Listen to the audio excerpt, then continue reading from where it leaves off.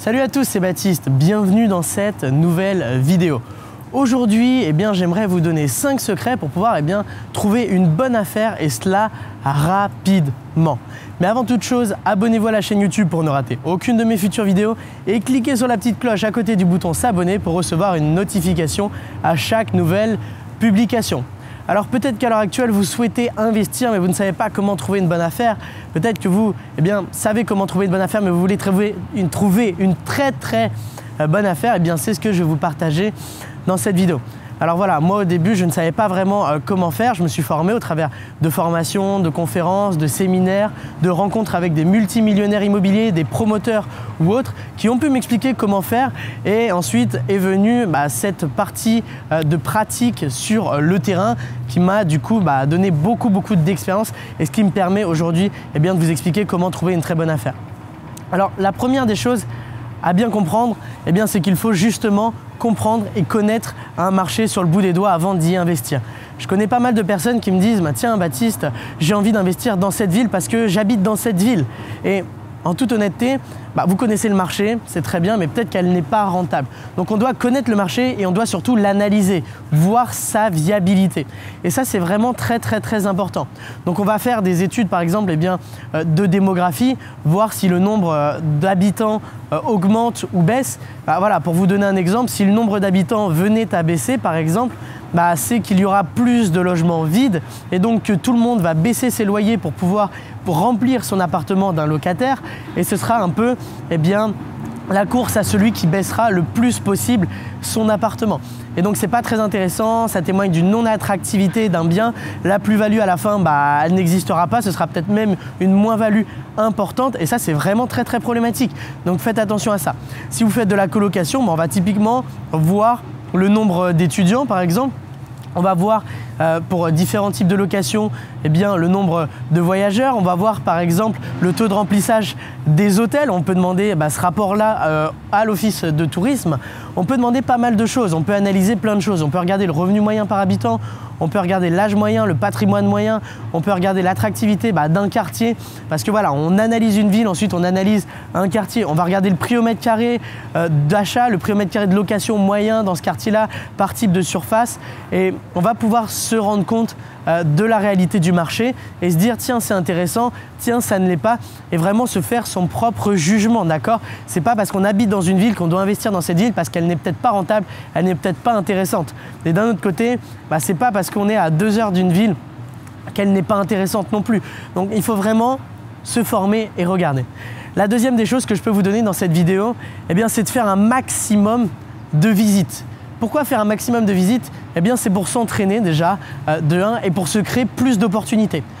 Quand on visite beaucoup, on se crée énormément d'opportunités, alors que si on fait une visite dans le mois, on aura peut-être une potentielle opportunité. Si vous visitez 10 biens par semaine, ce qui nous fait à peu près 40 biens à la fin du mois, et ce que je recommande moi à mes élèves, 40 biens vont vous permettre de vous créer énormément d'opportunités et je peux vous assurer que dans les 40 biens, vous aurez une bonne affaire, une affaire qui sera très rentable si vous savez ensuite négocier. Et le troisième point qui complète celui-là d'ailleurs, c'est de faire beaucoup d'offres.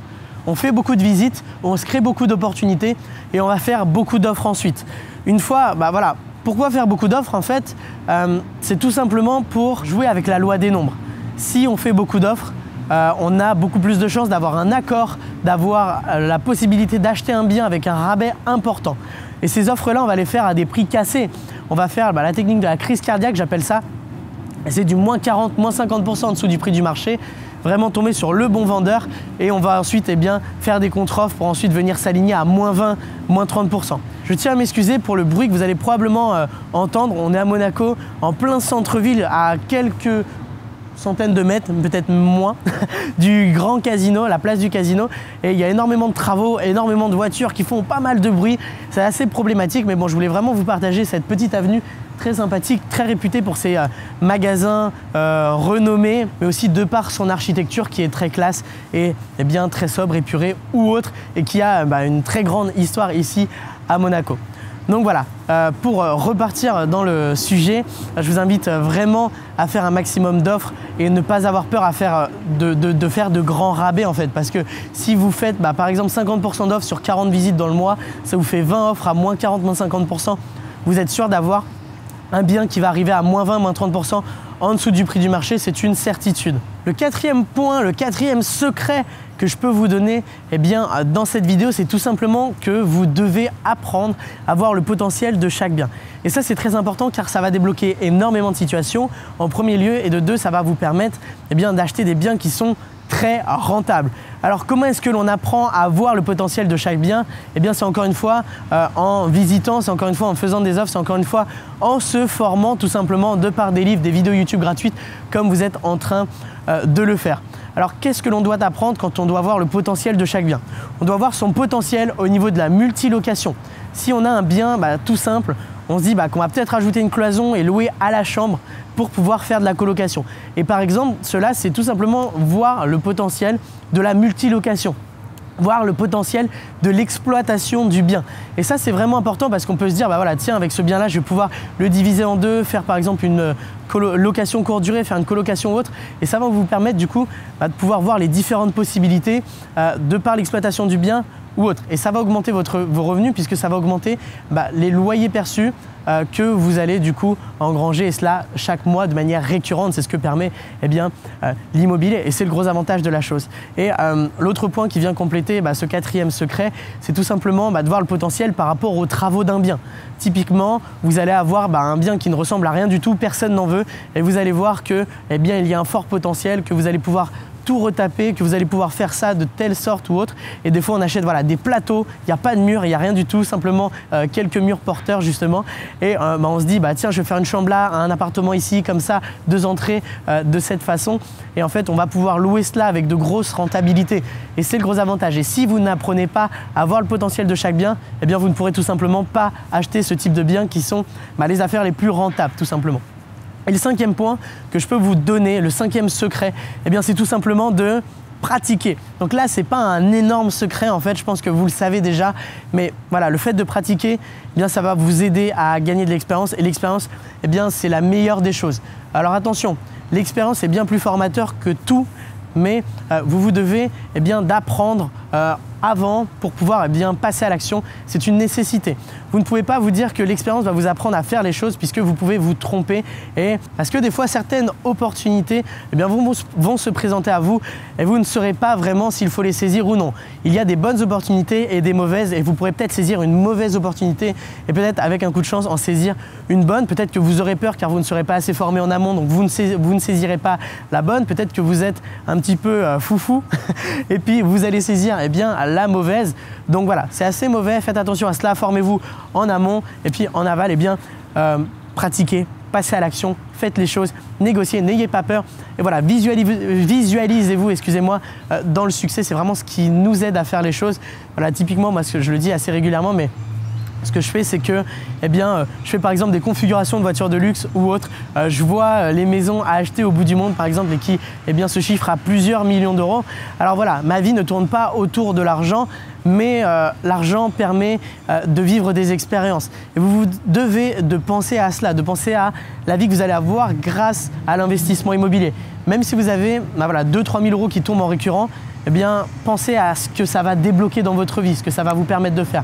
Typiquement, moi, ça me permet de voyager, d'être par exemple à Monaco ici avec une équipe de tournage professionnelle qui m'aide du coup à impacter un maximum de personnes avec des vidéos YouTube gratuites. Et voilà, c'est une très très bonne expérience. On est dans un bon appartement, on voyage aussi beaucoup et c'est plutôt cool. Et ça nous passionne vraiment et c'est ce que l'on aime faire.